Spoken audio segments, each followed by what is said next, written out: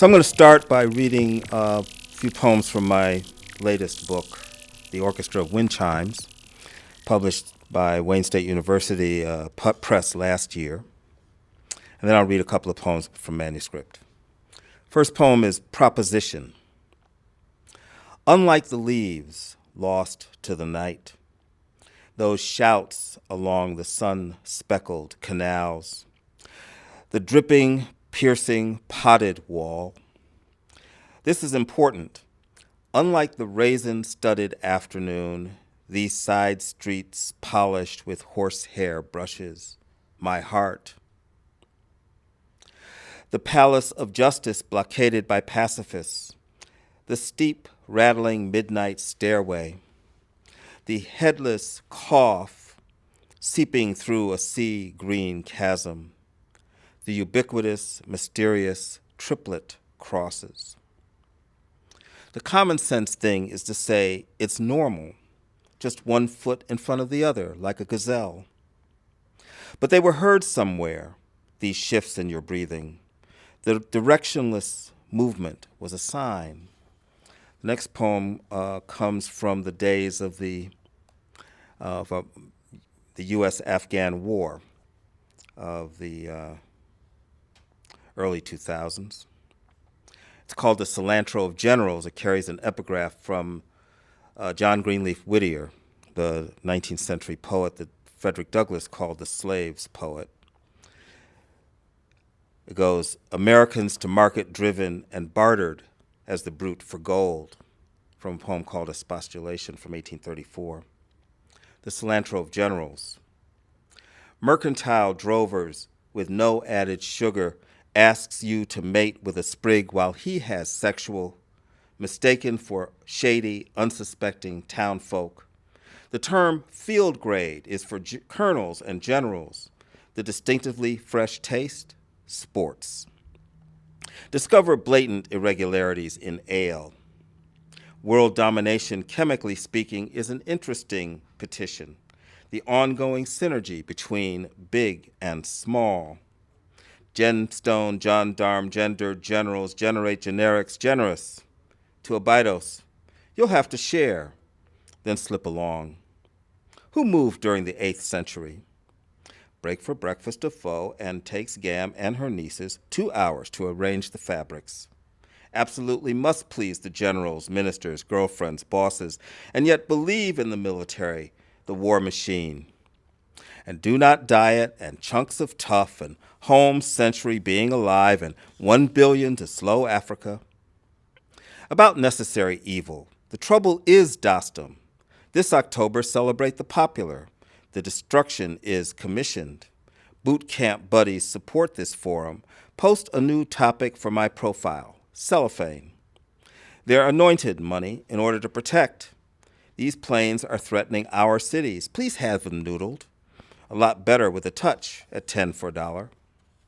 This is what comes between them. Where there are cliches, there are mountains. And where there are mountains, there are cliches. Take these singing birds, for instance. Once in a while, a plane drones overhead, and moss grows on the thatched roof a few feet away. Okay, so it happens more often than that. Even here, so near the wilderness, there are regular schedules, kept by those who, like this pair at sunrise, the one who sings, the one who drones, have no clue to the abyss in the midst of this idyll. In the sun all day, reading poems, the black dog chasing geese, ripples spring from the power boats, the small talk of politics. Easy for you to call it wisdom and take for granted your own unhappiness. But the guy who grieves is looking for just that heartache to travel with down a road apiece. The yawn is just as big, only the pleasures, at least at first glance, seem brighter, if no cheaper. Between desire and this faint echo, the panting, the stifled cry, one thing fills this gap, silence. Not silence exactly. The echo of plumbing, those sighs I hear through the wall, the pregnant sleep of birds. And not even, strictly speaking, a gap. Those who envy his choices, what do they know? Who disbelieve your restrictive space, the adept who's deaf to local languages. A travel is but, even the old poem's phrase, heard too often, is itself paltry, worn as this light is worn, a sheet over which clouds roll west. And no, you can't dress for it. Just let the chills arrive on the repast's heels. Tonight you'll catch one more dream, the sort that seems at home here, under the green and gray, under the droning canopy. This is called On the Peculiar Juncture Between the Bohemian and the Modern. The wine-stained book of my youth has to be a cliche. Like a not quite terminal misfortune, it lay in wait for the pratfall that came later.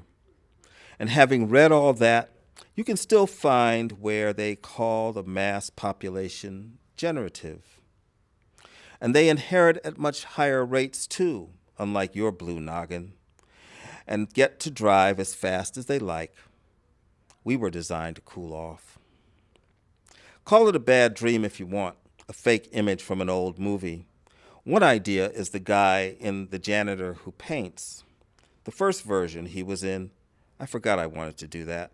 The barbershop scene where he and Ned play at Pillaring Memory, named after 4 presidents, at least one a slaveholder.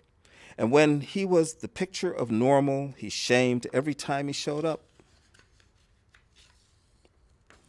And the normative pillaring of memory, let me get a bookmark here. You could call it a pile of opportunity as long as you don't read it wrong. But try to run away with the ball and see how far you get. You won't excite more than a ripple, even if you try to mute the problem. He thought he could ignite a great furor, but it had already happened, and all that was left to do was to read about it in the papers.